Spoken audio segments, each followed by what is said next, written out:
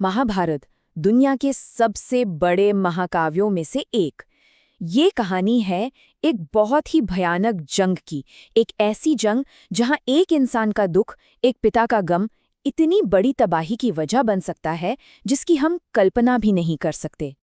तो चलिए इस कहानी के बिल्कुल दिल में उतरते हैं, और वो है एक पिता का दर्द, उनका असहनीय दुख। ये शब्द हैं महान योद्धा अर्जुन के, और यही शब्द इस पूरी कहानी को एक बहुत ही पर्सनल, एक बहुत ही इमोशनल टच देते हैं। जब वो कहते हैं कि वो यम यानी मौत के देवता के घर चले जाएंगे, तो असल में वो अपने टूटे हुए दिल का दर्द बयान कर रहे होते हैं। तो ये सब हुआ कैसे? कहानी की शुरुआत होती है एक ऐसी घटना से जिसने सब कुछ बदल कर रख दिया, और वो थी अर्जुन के बहादुर बेटे अभिमन्यु की मौत। अभिमन्यु पांडव सेना का वो चमकता हुआ सितारा था, एक ऐसा नौजवान योद्धा जो हिम्मत और बहादुरी में किसी से कम नहीं था। और जहां तक युद्ध कला की बात है, तो वो बिल्कुल अपने पिता महान अर्जुन की परछाई था। उसके पराक्रम का अंदाजा लगाना है तो बस इतना समझिए कि अकेले, जी हाँ, अकेले ही उसने दुश्मन के 10,000 सैनिकों को मार गिराया था। और ये तो तब हुआ जब उसे कई बड़े बड़े योद्धाओं ने मिलकर घेर लिया था। और उसकी मौत कोई आमने सामने की लड़ाई में नहीं हुई थी, नहीं, वो सरासर अन्याय था। युद्ध के सारे नियम, सारी मर्यादाएं तोड़ दी गई थीं। कई बड़े बड़े अनुभवी योद्धाओं ने मिलकर उसे जाल में फंसाया और फिर उसकी जान ले ली। और जब अभिमन्यु की मौत की खबर अर्जुन तक पहुंची, तो उनका दुख, उनका गम एक ऐसी भयानक प्रतिज्ञा में बदल गया जो इस पूरी कहानी का रुख मोड़ देती है। जैसे ही उन्होंने अपने बेटे की मौत के बारे में सुना, अर्जुन का सारा दुख एक ऐसे गुस्से में बदल गया, एक ऐसे क्रोध में जो जैसे पूरे ब्रह्मांड को हिलाकर रख देगा। यही थी अर्जुन की प्रतिज्ञा का असली सार। वो कह रहे थे कि अगर मैं ऐसा नहीं कर पाया तो मेरा भी वही हश्र हो। सोचिए, अपनी नाकामी के लिए वो खुद मौत को गले लगाने को तैयार थे। इससे पता चलता है कि उनका इरादा कितना पक्का था, कितना अटूट।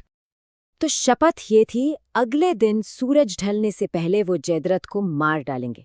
वही जयद्रथ जो उनके बेटे को उस चक्रव्यूह में फंसाने का सबसे बड़ा जिम्मेदार था। अब देखिए, मकसद साफ था और वक्त बहुत कम। और ये कोई मामूली कसम नहीं थी। ये प्रतिज्ञा इतनी शक्तिशाली थी कि कहते हैं खुद ब्रह्मांड ने इस पर अपनी प्रतिक्रिया दी। अचानक शंख बजने लगे, धरती कांपने लगी। ये सिर्फ एक इंसान का वादा नहीं था, ये एक ऐसी घटना बन गई थी जिसका असर पूरे ब्रह्मांड पर होना था। अब यहाँ पर इस पर्सनल लड़ाई के बीच महाभारत हमें एक पल के लिए रोकता है और हमें एक बड़ा सवाल सोचने पर मजबूर करता है कि आखिर ये नियति, ये भाग्य और ये मौत है क्या? ये बहुत दिलचस्प है। यहाँ कहानी के अंदर एक और कहानी है।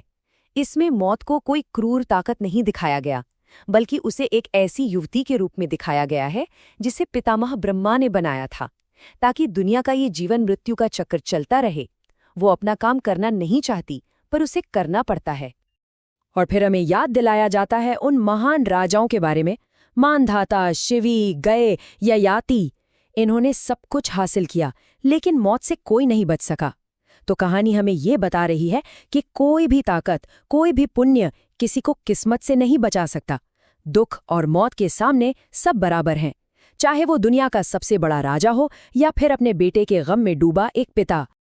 चलिए अब वापस चलते हैं युद्ध के मैदान में, जहां अर्जुन अपनी कसम पूरी करने के लिए एक नामुमकिन सी लड़ाई लड़ रहे हैं। पूरी की पूरी कौरव सेना, हजारों लाखों सैनिक, उनका बस एक ही मकसद था, किसी भी कीमत पर सूरज ढलने तक जयद्रथ को अर्जुन से बचाना। महाभारत में इस जंग का जो वर्णन है वो दिल दहला देने वाला है। युद्ध के मैदान को एक नदी की तरह बताया गया है, एक ऐसी खौफनाक नदी जिसमें ढालें और कवच नाव की तरह तैर रही थीं और सैनिकों के बाल वो काई की तरह लग रहे थे। यही तो महाभारत की खासियत है, वो जंग की क्रूरता को प्रकृति की तस्वीरों में ढाल देती है। इससे ये भयानक मंजर हमारे जहन में हमेशा के लिए बस जाते हैं। तो अब हम कहानी के उस मोड़ पर आ पहुंचे हैं जो इसका क्लाइमैक्स है।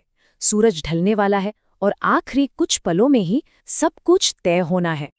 तो सवाल ये है कि जब सूरज बस डूबने ही वाला है और दुश्मनों की दीवार अभी भी वैसी ही मजबूत है। तो अर्जुन की प्रतिज्ञा पूरी होगी कैसे? ये तो नामुमकिन लग रहा है।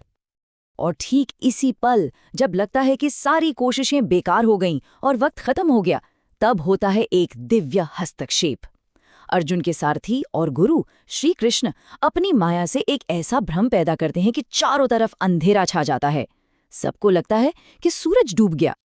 और यही दुश्मन की सबसे बड़ी, सबसे घातक भूल थी। जयद्रथ को लगता है कि वो अब सुरक्षित है। वो जश्न मनाने के लिए अपने सुरक्षा घेरे से बाहर आ जाता है। और जैसे ही वो बाहर आता है, वो भ्रम, वो अंधेरा हट जाता है। सूरज अभी भी आसमान में था। बस अर्जुन को अपना मौका मिल गया। उन्होंने निशाना साधा और उनकी प्रतिज्ञा पूरी हो गई। ये वही बात थी जिसका यकीन कृष्ण ने अर्जुन को एक रात पहले ही दिलाया था। उन्होंने कहा था कि न्याय होगा, और ये पल उसी न्याय की जीत का प्रतीक था।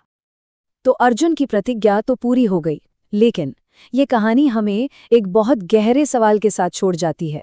एक ऐसी जंग में जहां दोनों तरफ सिर्फ तबाही हो रही है, जहां हर कोई कुछ न कुछ खो रहा है, क्या बदला लेना वाकई कोई जीत है, या ये बस नफरत और हिंसा के कभी न खत्म होने वाले चक्र को और आगे बढ़ाता है?